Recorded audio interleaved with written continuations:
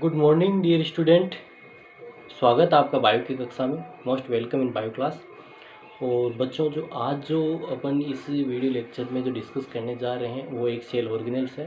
और आपको पता ही है कि इससे जो पहले वाले जो वीडियो लेक्चर थे, प्रीवियस जो वीडियो लेक्चर है, उनके अंदर जो अपन ने डिस्कस किया वो सेल ऑर्गेनेल्स के बारे में डिस्कस कर रहे हैं।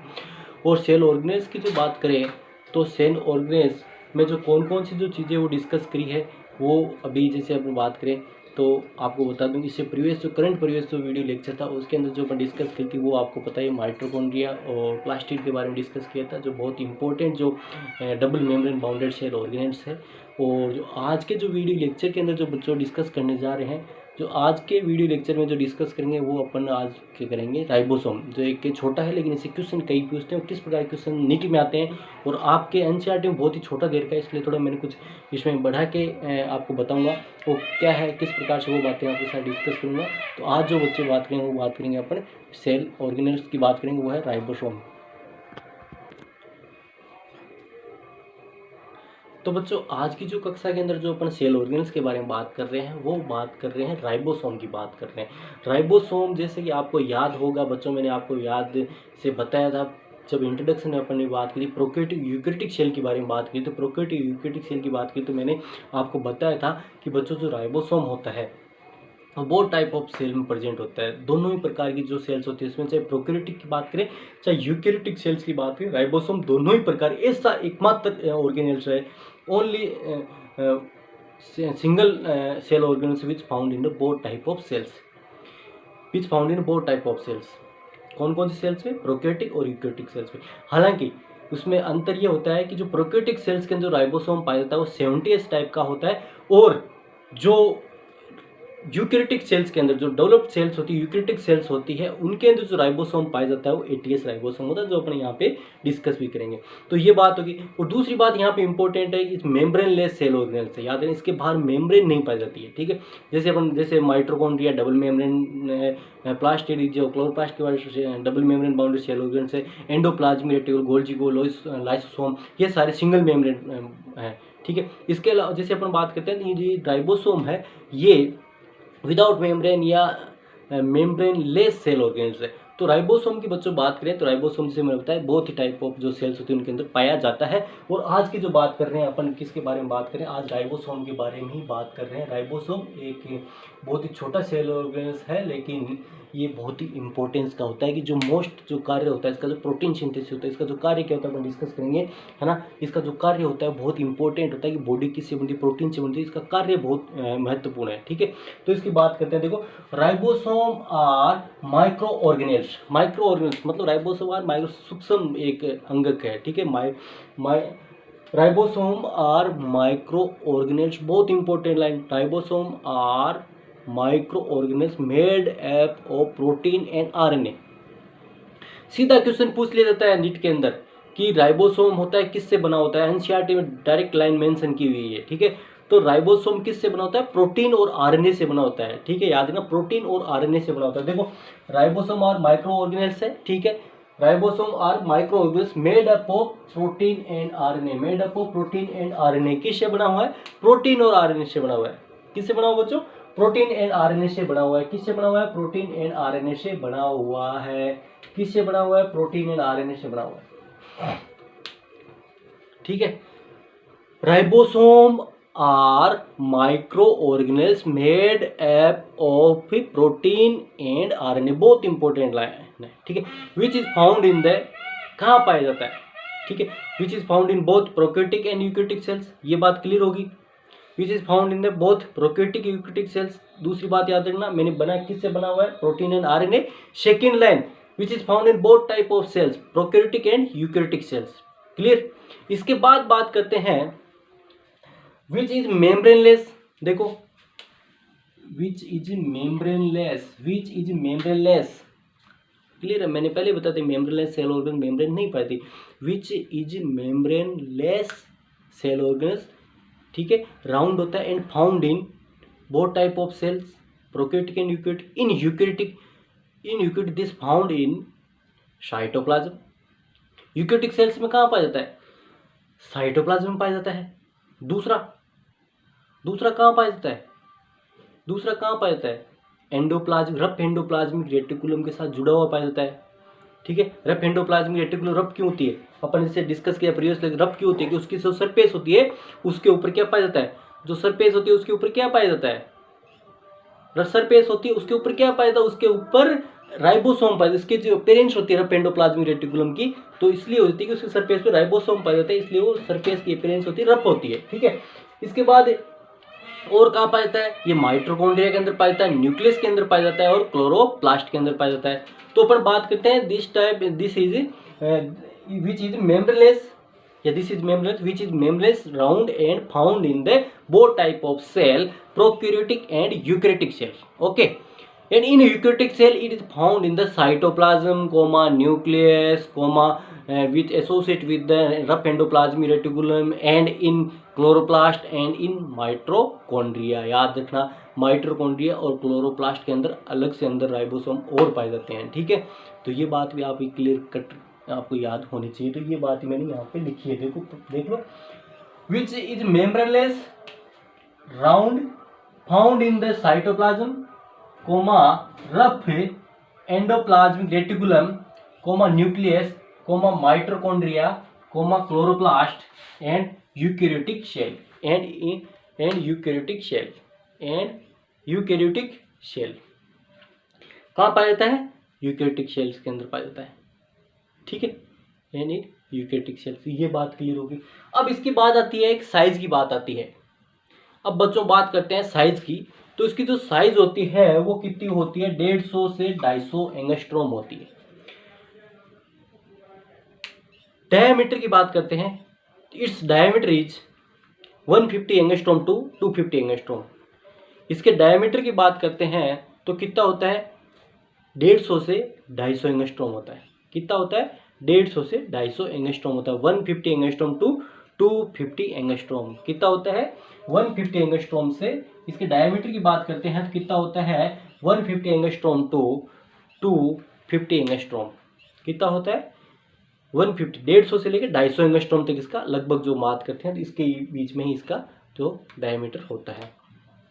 ठीक है, अब आगे की जो बच्चों बात करते हैं, इसके अंदर जो मोस्ट बात आती है कि इसमें ही आती है जो इसकी डिस्कवरी किसने की थी। सबसे पहले अपन बात करते हैं डिस्कवरी की, बात करते हैं कि डिस्कवरी किसने की थी और कब की थी। तो ये भी एक बहुत ही महत्वपूर्ण बात है इसमें। ठीक है, तो डिस्कवरी से भी इसमें क्वेश्चन बन जाता है। तो ये दो वैज्ञानिक है, दो साइंटिस्ट है। ठीक है, दो साइंटिस्ट है जिनका Robins and brown, Robinson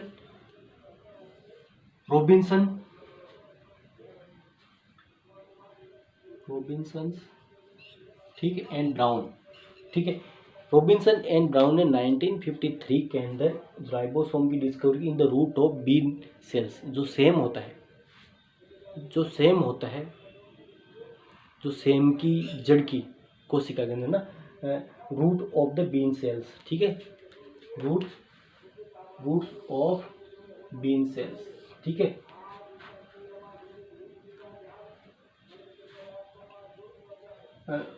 root cells of been.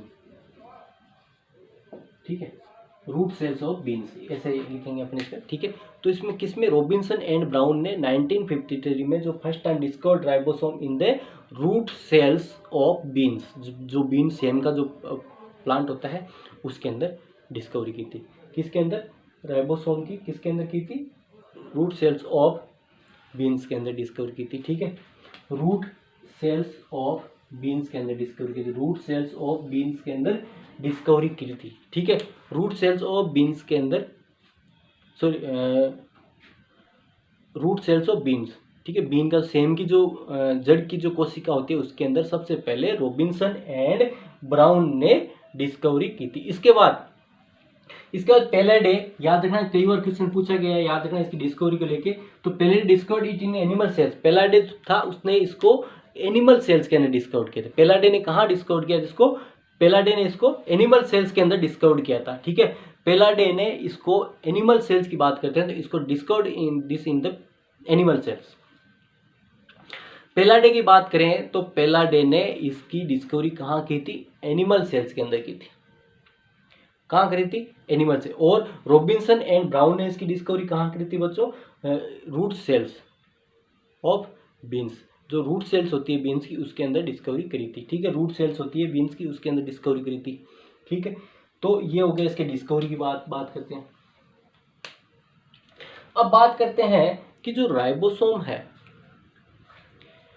जो राइबोसोम के शेप का डिटरमिनेशन जो होता है वो इसके सेडिमेंटेशन जो कोफिशिएंट होता है। सेडिमेंटेशन कोफिशिएंट का मतलब होता है कि जैसे मान लो वो जो गुथला हुआ जो जल होता है ना, जो अशुद्ध जल होता है, मान लो इम्प्योर जो वाटर होता है जिसके अंदर कुछ इम्प्योरिटीज मिली हुई होती है। ठीक है, जैसे वो, तो उसको अपन थोड़ी देर के लिए रख देते हैं, सस्टेन रख देते हैं उसको, तो क्या होता है उसके अंदर सेडिमेंट हो जाते हैं। सेडिमेंट जो पार्टिकल्स होते हैं सेडिमेंट हो जाते हैं, सेडिमेंट में नीचे जम जाते हैं। तो बड़े पार्टिकल्स होते हैं, बिग साइज के पार्टिकल्स होते हैं, हेवी पार्टिकल्स होते हैं, पहले सेडिमेंट होते हैं, उसके बाद जो स्मॉल पार्टिकल्स होते हैं वो धीरे धीरे सेडिमेंट होते हैं। तो इसी को भी राइबोसोम की, इनकी जब अपन शेप और साइज की बात करते हैं और शेप और साइज की बात करते हैं तो ये इनको सेडिमेंटेशन जो कोफिशिएंट होता है उसके आधार पर राइबोसोम को दो प्रकार के 2 टाइप्स में डिवाइड किया गया है, डिवाइडेड इनटू 2 टाइप्स। ठीक है, कितने भाग में अकॉर्डिंग टू दिस, किसके सेडिमेंटेशन कोफिशिएंट, जो सेडिमेंटेशन कोफिशिएंट होता है उसके आधार पर। ठीक है, सेडिमेंटेशन जो कोफिशिएंट होता है उसके आधार पर राइबोसोम डिवाइडेड इनटू 2 टाइप्स। कितने प्रकार में? 2 प्रकार से उनको विभाजित किया गया है, 2 प्रकार से विभाजित किया गया है। ठीक है, देखिए 2 प्रकार कौन कौन से हैं। पहला आता है 70s राइबोसोम और दूसरा आता है 80s राइबोसोम। 70s राइबोसोम है फर्स्ट, ये रहा आपके, पहला आता है 70s राइबोसोम एंड सेकंड आता है 80s राइबोसोम। पहला जो आता है वो आता है 70s राइबोसोम, दूसरा आता है 80s राइबोसोम। ठीक है, ये तो 2 प्रकार में इसमें डिवाइड किया गया है, 2 प्रकार से इसमें डिवाइड किया गया है। किसे? एक तो है 70s राइबोसोम और दूसरा कौन सा? 80s राइबोसोम है। ठीक है, 80s राइबोसोम है। तो इसमें एस का क्या मतलब है बच्चों, ये पहले क्लियर करते हैं अपन कि यहाँ एस क्यों लगाते हैं, ये यहाँ पे एस क्यों लगाते हैं, एस क्यों लगाते हैं, यहाँ पे एस क्यों लगाते हैं। यदि मैं आपसे क्वेश्चन पूछता तो आपके पास इसका जवाब नहीं होता, तो इसका याद रखना कि क्वेश्चन का आंसर होते हो श्वेडबर्ग। एस का मतलब होता है श्वेडबर्ग। ये जो एस है और ये जो एस है इसका मतलब जो 70s 80s, यहाँ पे भी देखेंगे अपन 50s 30s, है ना, जो एस लगा हुआ है लास्ट में, इसका मतलब क्या होता है? इसका मतलब बच्चों होता है श्वेडबर्ग। श्वेडबर्ग एक साइंटिस्ट था, उसने ने क्या किया था, सेडिमेशन कोफिशिएंट के आधार पर इनकी साइज के अनुसार इनका क्लासिफाइड किया था इनको। ठीक है, अकॉर्डिंग टू देयर साइज, इनकी साइज के अनुसार ही जो साइंटिस्ट था, ठीक है, सेडिमेंटेशन जो बात करते हैं तो उसी के आधार पर, सेडिमेंट कोफिशिएंट के आधार पर ही श्वेडबर्ग जो साइंटिस्ट था, श्वेडबर्ग ने ही क्या किया था, इनकी जो सेडिमेंटेशन कोफिशिएंट होता है उसी के आधार पर इनको क्लासिफाइड किया था 70s और 80s। फिर उनके अंदर जो सब डिवाइडेशन है इनका, तो इस प्रकार से उनको किया गया था। उनकी जो शेप और साइज थी वो सेडिमेंटेशन कोफिशिएंट के आधार पर किसने की थी बच्चों? श्वेडबर्ग ने की थी। तो इसीलिए इसके ओनर्स के लिए, इसको सम्मान देने के लिए क्या यहाँ पे जो सभी राइबोसोम की जो साइज होती है उसको एस से इस प्रकार से मापा जाता है। ठीक है, उसको ओनर्स देने के लिए, उसी को ओनर्स देने के लिए ये एस से मापा जाता है। ठीक है, इस प्रकार से। तो ये हो गया। अब सबसे पहले मैंने कहा ये बहुत इंपॉर्टेंट है। एस का मतलब क्या होता है? एस का मतलब यहाँ पर क्या होता है ये आपको बहुत ही ज़रूरी है याद रखना। ठीक है, इसलिए तो इसमें फिर नेक्स्ट जो अपना आता है, इसमें क्लासिफिकेशन पढ़ते हुए राइबोसोम, जैसे मैंने बताया कि राइबोसोम सेडिमेंट कोफिशिएंट का जो 2 टाइप्स के होते हैं, मैंने बताया 70s होता है 80s होता है। अब 70s क्या होता है 80s क्या होता है इसके बारे में भी डिस्कस करते हैं, इसके बारे में डिस्कस भी करते हैं। ठीक है, तो इसके बारे में डिस्कस करेंगे। 70s राइबोसोम की बात करें तो ये 2 सब यूनिट से मिलकर बना होता है।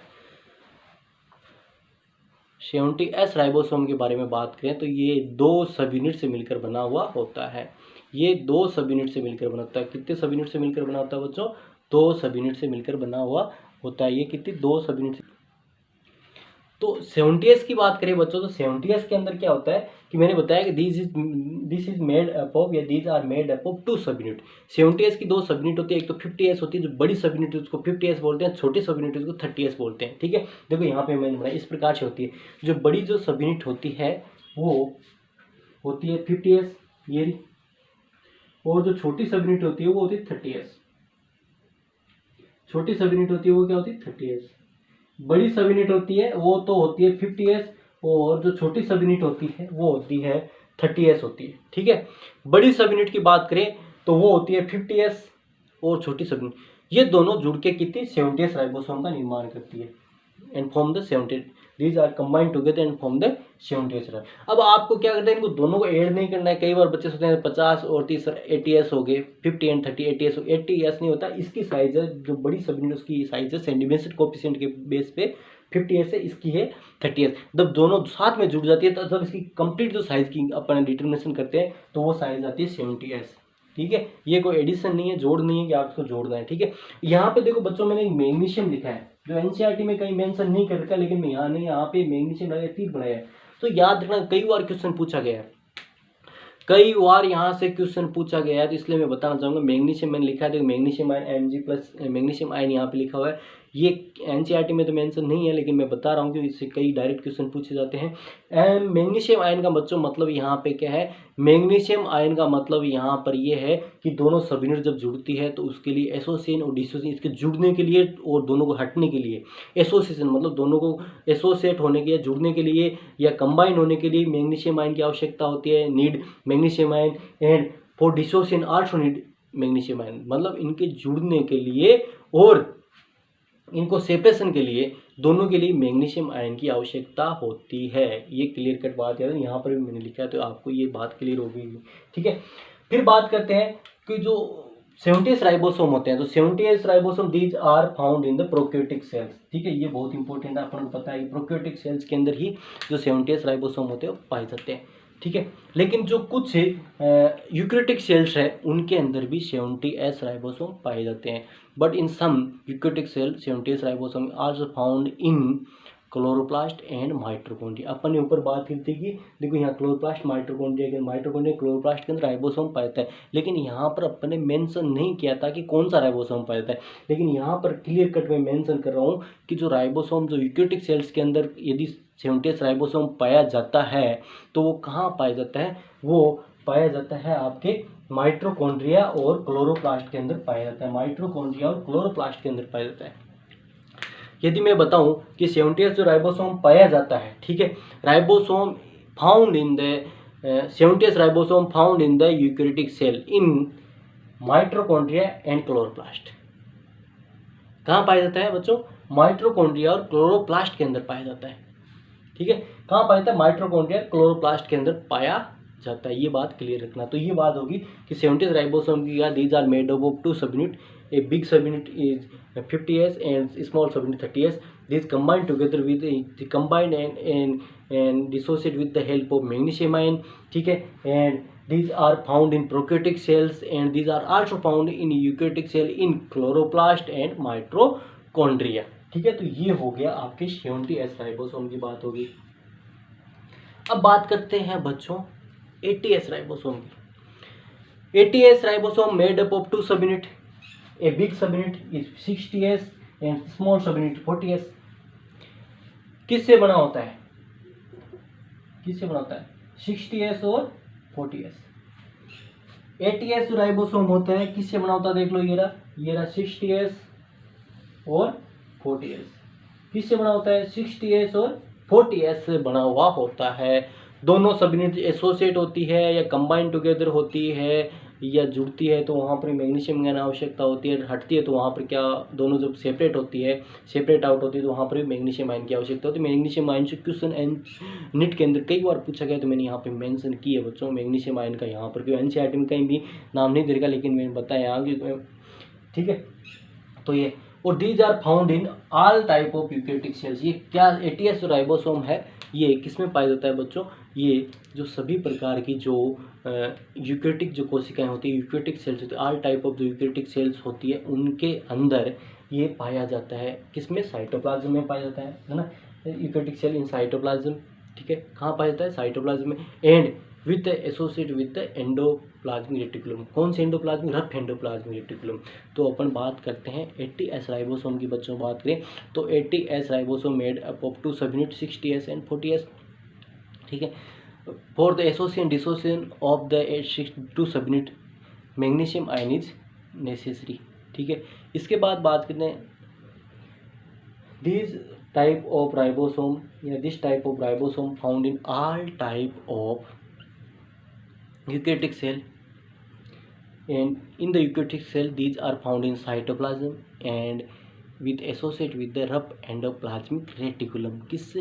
रफ एंडोप्लाज्मिक रेटिकुलम के एसोसिएशन में ये पाए जाते हैं। ठीक है, इस प्रकार से तो ये कहाँ पाए जाते हैं? रफ एंडोप्लाज्मिक रेटिकुलम के एसोसिएशन में पाए जाते हैं। तो ये होगी बच्चों राइबोसोम की बात होगी। अब इनके फंक्शन की बात करते हैं बच्चों। तो इनका जो फंक्शन है वो बहुत ही इंपॉर्टेंट है। एक जो फंक्शन होता है इनका क्या होता है? प्रोटीन सिंथेसिस होता है। ठीक है, लेकिन राइबोसोम जो होते हैं प्रोटीन सिंथेसिस अकेले नहीं करते हैं। ठीक है, राइबोसोम क्या होते हैं? प्रोटीन के सिंथेसिस का जो कार्य होता है अकेले नहीं करते हैं। It combine with the mRNA. MRNA के साथ जुड़कर क्या करते हैं? ये एमआरएनए के साथ जुड़कर और टीआरएनए की हेल्प से, ठीक है, एमिनो एसिड की हेल्प से क्या होते हैं? प्रोटीन निर्माण कार्य होता है। अकेले राइबोसोम भी जो होते हैं प्रोटीन निर्माण में कुछ नहीं कर सकते। उनका जो कार्य करने में होती है तो इसमें टीआरएनए का भी रोल होता है, एमआरएनए का भी रोल होता है, एमिनो एसिड्स का भी रोल होता है। ठीक है, और इस प्रकार से और भी कई भी एंजाइम्स होते हैं उनका भी इनमें कई विशेष भूमिका होती है। तो इसमें क्या होती है? प्रोटीन सिंथेसिस कार्य। तो प्रोटीन सिंथेसिस कार्य कैसे होता है कि जैसे एमआरएनए होता है बच्चों, ये इसके एमआरएनए हमेशा 5 प्राइम से 3 प्राइम होता है, आपको पता ही है। तो इसके ऊपर क्या होता है? राइबोसोम इस प्रकार से जुड़ जाते हैं। सारे राइबोसोम होते हैं, जैसे ऊपर वाली छोटी इकाई, ये बड़ी वाली, ये बड़ी इकाई, नीचे ये छोटी, ये बड़ी इकाई, ये छोटी, ये बड़ी इकाई। इस प्रकार से राइबोसोम जो होते हैं एमआरएनए की जो चेन होती है उस प्रकार से इस प्रकार जुड़ जाते हैं। और बहुत सारे राइबोसोम होते हैं वो एमआरएनए के ऊपर जुड़ते हैं। इसको बोलते हैं पोली राइबोसोम, पोलीसोम भी बोलते हैं। यहाँ टर्म्स आती है एक, इसको पोली 1 2 3 4 मतलब एक से अधिक हो गए तो पोली राइबोसोम भी बोलते हैं इसको, और इसको पोलीसोम भी बोलते हैं। ये कंडीशन बना लेते हैं। मतलब क्या होता है? एमआरएनए के जो स्टैंड होता है उसके ऊपर राइबोसोम जुड़ जाते हैं। ठीक है, इसको क्या बोलते हैं? पोली राइबोसोम बोलते हैं। अब क्या होता है कि ये जो राइबोसोम एमआरएनए पर जुड़कर क्या करता है? प्रोटीन निर्माण का जो ट्रांसलेशन की जो प्रक्रिया होती है उसके माध्यम से क्या करता है? ये प्रोटीन निर्माण के कार्य करते हैं। तो बच्चों इसका जो कार्य क्या हो गया बच्चों? मेन जो कार्य हो गया प्रोटीन सिंथेसिस का हो गया। और ये था बच्चों आपने जो यूनिट के अंदर जो एक सेल ऑर्गेनेल्स है, ठीक है, राइबोसोम के बारे में आज अपने डिस्कस किया है। और जो बहुत ही छोटा तो है लेकिन ये महत्वपूर्ण भी कि इसका क्वेश्चन क्या होता है कई बार पूछ लिया जाता है। और क्वेश्चन क्या है? मोटे मोटे क्वेश्चन यही पूछ जाते हैं कहाँ पाया जाता है, कितने प्रकार का होता है, 70s किस में पाया जाता है, 80s किस में पाया जाता है, और ये स्वेडबर्ग क्या होता है, कार्य क्या होता है, पॉलीराइबोसोम का मतलब क्या है, what is the means of term polyribosome. तो इस प्रकार से इसमें कई क्वेश्चन इसमें जो बनते हैं जो अपन यहाँ पे सारे डिस्कस किए हैं। डिस्कवरी किसने की थी? कई बार पेलाडे के बारे में पूछा गया कि discovered it in animal sales, जो एनिमल सेल्स के अंदर पेलाडे ने डिस्कस किया था। तो ये भी कई बार इसमें से क्वेश्चन बना हुआ है। तो बच्चों आज की कक्षा की बात करें तो आज की कक्षा में अपना जो ये अध्ययन किया है वो राइबोसोम के बारे में अध्ययन किया है। आगे की जो कक्षा होगी उसके अंदर तो दूसरा जो अपना जो सेल ऑर्गेनेल्स होगा उसके बारे में डिस्कस करेंगे। और इस प्रकार से इस यूनिट में आपको सारी के सारी जो है नोट्स बनाने हैं। जितने अभी पढ़ाए गए छोटे छोटे वीडियो लेक्चर है, कुछ में मैंने पूरा सेल ऑर्गेनेल्स डिस्कस किया है, तो सारे के सारे आपको नोट्स आपको बनाने हैं सुंदर से। और आज की कक्षा में इतना बहुत है।